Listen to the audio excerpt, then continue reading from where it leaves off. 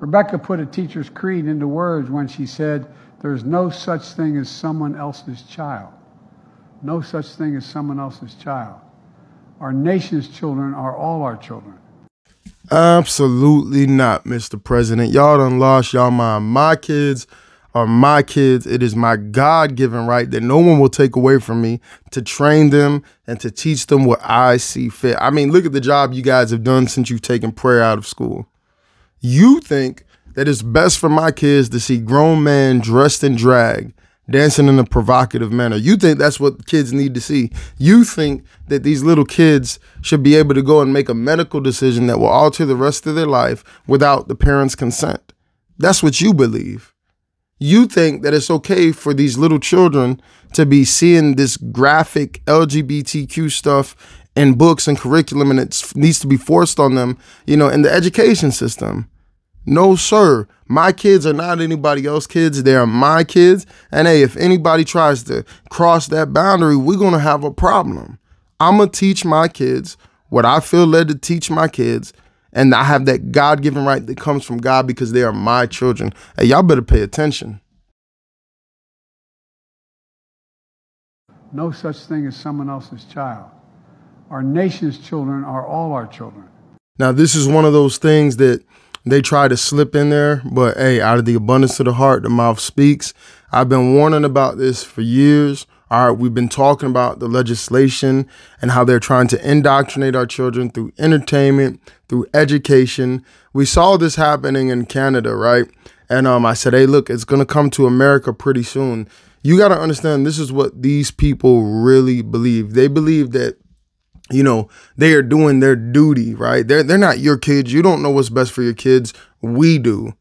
And apparently, this is the kind of stuff that they think is best for our kids. So I don't know if you guys seen this video. You can go to my Instagram, Marcus Rogers, Child of the King. This is a transgender kid, excuse me, that's been beating up female students, going in their bathroom, going in their locker room. The video is it's wild to see, right? Apparently, right, these drag queens in the library, they think that's what your kids need.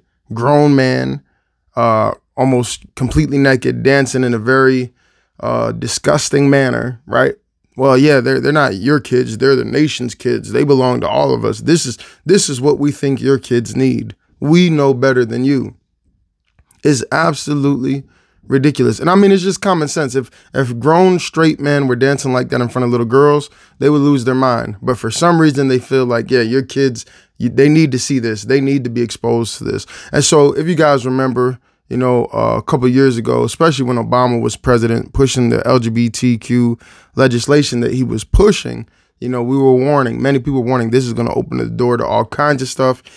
And we saw some things that was happening in Canada, right? So let me read this to you guys, right? Talking about an LGBTQ, I guess, coming out. This is one article. It's a conversation. And what I want to talk to you guys about is what's going on in the schools as well. It's a conversation many have had at least once in their life. A friend or family member shares that he or she is struggling with same-sex attraction. No doubt there are countless opinions on the most loving way to respond in these moments, but a new law in Canada mandates the response to be given. Affirm the same-sex attraction or risk jail time. Yes, Canada's conversion therapy ban requires parents, pastors, counselors, friends, and others to affirm a person's gender identity, gender expression, or sexual orientation, or face jail or prison time. They've been pushing this stuff for a while, and they do it little by little to see what they can get away with. All right. They're, putting it now that, some of these underage kids, children can go get the surgery without parents' permission, without telling the parents, without parents' consent, that they can go somewhere and start getting these drugs to, stop puberty blockers without the parents' consent. They can just tell their teachers, and the teachers can help. And a lot of these teachers are part of the LGBTQ community, are liberal, left-leaning, and it's absolutely crazy, right? So another article from Canada, Canadian mother blocking trans teen surgery fuels age debate. A Canadian woman fighting a legal battle with doctors to prevent her 17-year-old transgender child from undergoing a double mastectomy has fueled an ongoing global debate about whether adolescents should be able to decide to change gender. The teenager began hormone therapy in July and was due to undergo surgery in Vancouver last week when the judge stopped doctors with a temporary injunction after they were sued by the mother, who cannot be named, to protect the child's identity. The mother from Vancouver said the surgery was unnecessary and her child had been influenced by propaganda in school, a fad, and brainwashing by the media. Before she learned it at school, she never questioned her identity, she told the foundation. The case comes amid a sharp rise in adolescents seeking to change their gender that has raised questions about parental rights, child autonomy, and the age at which someone can make serious medical decisions. So I've been talking about this for a while, like, hey, this stuff has been going on in Canada and that it was coming to America. Now, this is what's going on in America, not just Canada. Are teachers obliged to tell parents their child might be trans? Courts may soon decide. Are school officials obligated to inform parents if students can find that they're struggling with how they feel about their gender? What about if they want to use a different name or gender pronoun, or if they simply show signs of gender nonconforming behavior? The answer to these sensitive questions is now being weighed as part of a handful of state and federal court cases in what promises to further inflame legal and legislative battles that are raging across the nation about transgender rights. All right, so I've also had some information recently, that they've been putting systems in play in America that if your child, right, says, this is, I'm a he, but I want to be a she, or I'm a she and I want to be a he, and you don't affirm that, right, as a parent, they can take your kid from you. Their system's already being put in America. And just think about it for a minute. Like, it's so obviously wicked and evil and sick and clear that the Bible is the truth, and people are blind to it. Like, why are you going after kids so much? Like, what grown folks do, we don't care what you do.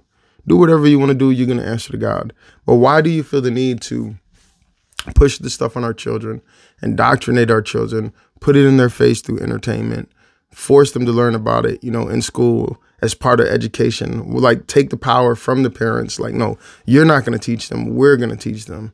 Because it's sick people trying to brainwash your children. And it's demonic. No doubt about it. Like, it doesn't make sense. Why do you have grown